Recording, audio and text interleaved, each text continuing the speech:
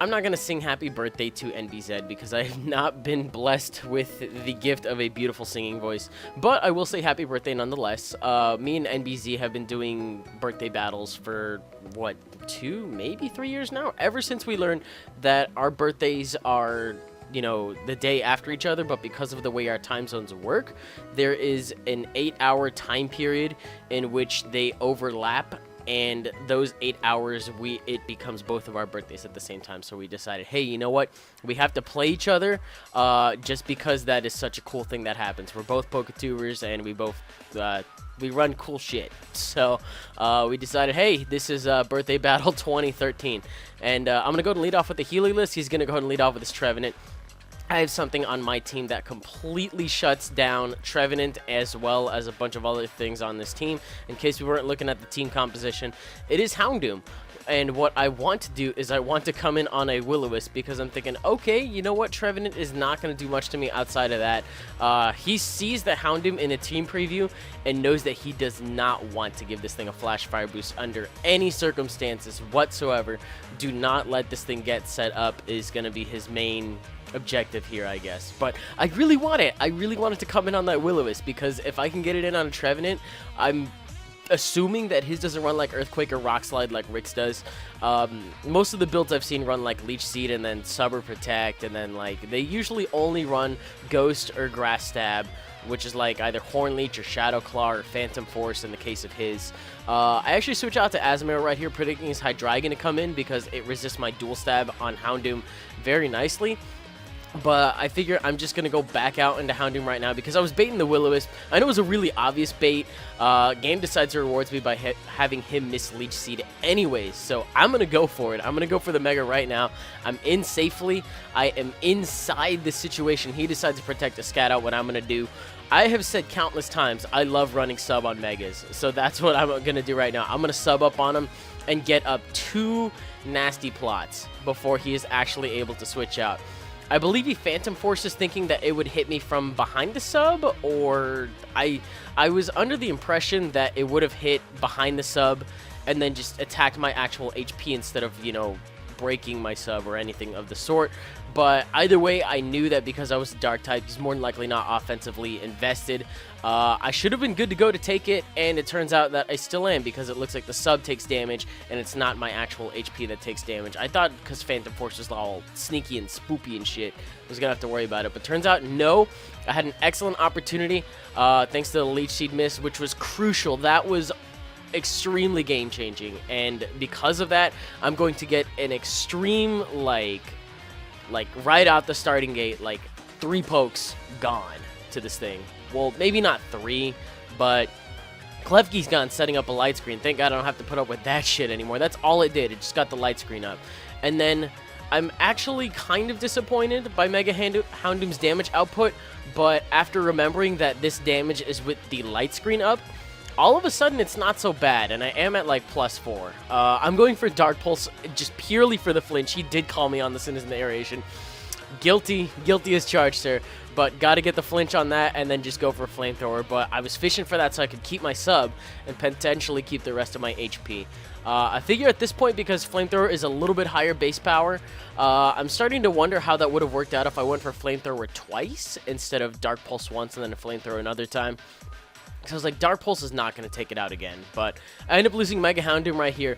But his Hydreigon is basically dead. So I took out his ᵉᵖᶤᶜ, I took out his Klefki, and his Hydreigon is just right picking for the Heliolisk because I'm just going to end up going for a Surf.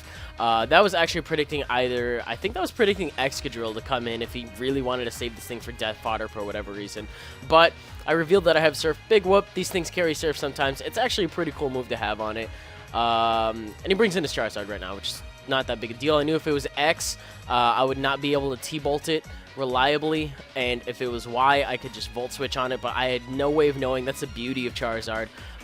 It can run either Mega Stones because the Mega Stones are tradable, and you don't know what a Charizard is going to do until it does it. So I go for the Volt Switch on that one. I was kind of scared of it being X, but I do have a plan for it in that I can just come in with Hitmontop and intimidate it, as he more than likely will end up going for a Dragonite on the switch. So my battle plan right here as well is while he was at neutral, I know he gets the Tough Claws boost from Flare Blitz, or Outrage, whatever he wants to end up going for. I know because this Hitmontop is max on HP and defense with an impish nature, that still does so much, but I wanted to go for a Toxic to get some residual damage, and it turns out that Karma just bites me right in the ass. There's his birthday wish right there. God damn it. Missed the Toxic. I'm going to lose a couple of pokes to this thing as well, just because it does have the speed boost. It has a great natural attacking stat, even just stock, because I got the Intimidate off and got the DD up at the same time. So Hitmontop didn't really do anything there except for just bring him down to neutral, which I guess is okay. This was fucking mind games. It was hard, because if I King Shielded on the turn where he wanted to Flare Blitz, I guess he thought it would have been too obvious that I King Shield while he DD'd, so he thought of the other way that would have gone if I decided to attack as he DD'd, and then he decided straight up, I'm going to go with that, and I'm going to attack you while you're attacking. So he was in my head for a second there. I lost my Aegis Slash on that one, just straight up right off the bat. There was nothing I could have done about that, except for maybe doubled back into this thing, but then I probably would have died to a Dragon Claw or something of the sort. Anyway, this is my first time using Zygarde on this channel. You might see from time to time, I've actually been reading that it's not terrible. Its ability is really bad. I'm looking at the stuff that it gets, and it's just like a DD and Garchomp, but with a lot less attack and a little bit more bulk. I like the design. I figure I'll give it a shot. I mainly just wanted to go for the E-Speed right there to take out the Charizard, so it's kind of whatever. Slowbro's going to end up going for a Calm Mind as I switch in my Heliolisk. I wanted to come in on either the T-Wave or the Scald because I do have the Dry Skin, get a little bit of recovery back. And I'm just going to go for a Life Orb T-Bolt because that is what Helios does. It brings him to low red even after +1, and he takes this time to slack off instead of Psychic. It would have been pretty bad for him being at that low of HP, but he would have taken out my Heliolisk. But now, because he slacks off and he's seen how much I do with T-Bolt, he cannot afford to stay in. He has to switch out and get the Regenerator HP going on again. So he decides to go out into his Excadrill. It's a really obvious prediction. I honestly didn't care at this point because I don't think Life Orb recoil from hitting something that's not affected by that. And I do have Surf and I have Focus Blast on the set as well. So I decide Surf might have not taken him out, but Focus Blast, I'm pretty sure from a Life Orb Heliolisk will knock this thing out clean. And it turns out it does, and I popped a stupid balloon. Happy birthday to the ground. It's funny because I popped your balloon and you came crashing down. But he goes back out into Slowpoke, or not Slowpoke, Slowbro, just to get a little bit of more Regenerator, I guess. And then it turns out that T-Bolt just cleans him out from there.